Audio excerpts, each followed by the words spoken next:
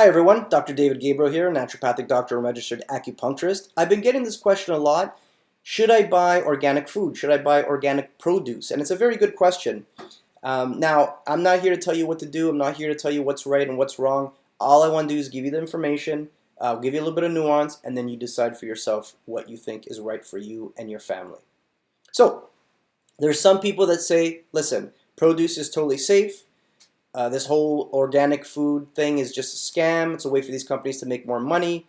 It's a tax on unintelligent people, yada, yada, yada. Don't waste your money. Okay? Then you have the other people that say, listen, they spray these crops with dangerous pesticides. The pesticides leave residues on the produce. We buy the produce. We eat the produce. The residues get in our bloodstream, and who knows what the long-term effects are. Why should we take a chance? And, in Canada right now, the statistics are pretty depressing when it comes to cancer. 45% of men and 43% of women statistically will get cancer in their lifetime. Kind of depressing. So, who's right, who's wrong? Let's take a look. Let's unpack it a little bit. Hopefully I can offer you a little bit of balance, a little bit of nuance. So let's go over to the government. So according to the government, produce is safe. There's nothing to worry about, okay? That's, there's not much more to say there. Now, I did do a little bit of digging, and I found a study from 2009, 2010. I'll link that below as well, so you can look at it. And what they found was interesting. Now, it wasn't as large of a study as I would have liked, but what they did is they took 3,078, so over 3,000 samples of produce across Canada, so Ontario, Quebec, and over to the coasts. They did, sorry, I'm just going to look at my notes here. They looked at apples, berries, leafy greens, and tomatoes. Why only those? No idea. What they found was, I think, very positive with a little bit of not so positive, and how you interpret what they found really depends on your personality and what perspective you're coming from. So what they found was out of the 3,078 samples, 50%, so just over half of the apples and the berries were found to have no detectable trace of pesticides. Of the leafy greens, 72%, and the tomatoes, 77%, no detectable trace. So at first glance, that sounds pretty good. You might be thinking, what about the other percentage? That's a good question. Overall, they found 84 different types of pesticides on the produce, and this is the interesting part.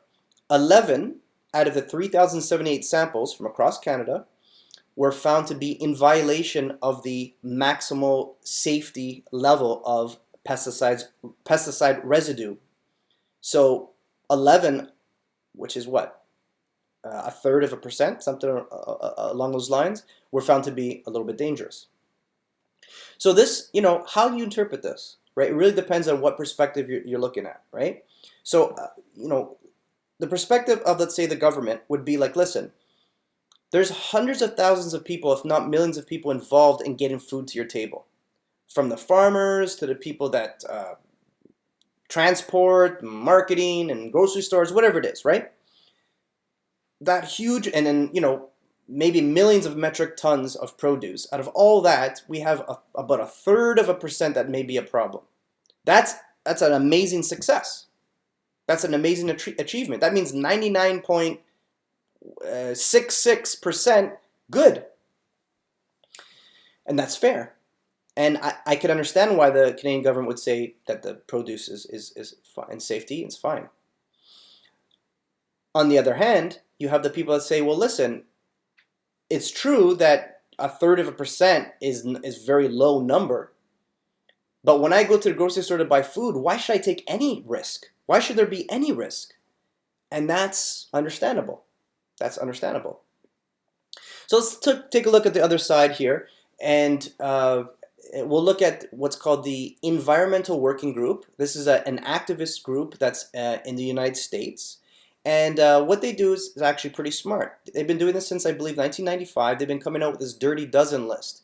And since different types of crops require different levels of pesticides, so some produce or some crops are more attractive to pests, so you need to use more, as a farmer, you need to use more pesticides to grow it. then they basically rank ordered the different types of produce that have the most toxic pesticide residue. So that's a really good thing. This is a service that they provide for free. They put this list out. They also have the Clean 15, which is the opposite. It's a list of produce that you don't really have to worry. Something like avocado or like pineapple, because they have like a thick outside that you don't eat, so you don't really have to buy organic, for example. So I do look at the Dirty Dozen list. I think it's interesting, and I think one of the reasons why this study from Canada in 2009, 2010 looked at apples, berries, leafy greens, and tomatoes is because those are specifically some of the main ones that are in the Dirty Dozen list year after year. So that's probably what influenced that study.